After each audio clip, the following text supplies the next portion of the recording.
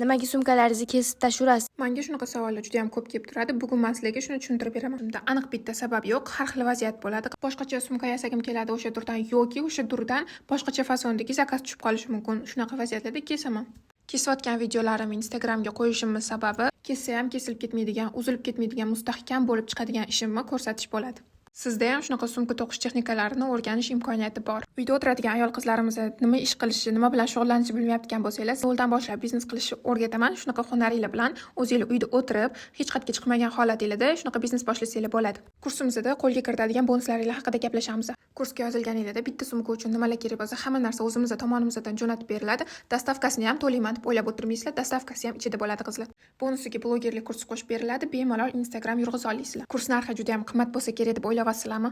Hech ham unaqa emas qizlar. 500 ming emas, 400 ming emas, atiga 299 mingga sizlar bonuslar bilan sotib olishingiz mumkin. Bo'lib to'lash imkoniyati ham bor qizlar. Bunaqa arzon narxga ham bo'lib to'lashga shunaqa zo'r kurs sotib olasizlar. Atiga 20 ta qiz shu narxda qo'shilishingiz mumkin qizlar. 50 mingdan 100 mingdan joylarni band qilib qo'yishga ulguringlar.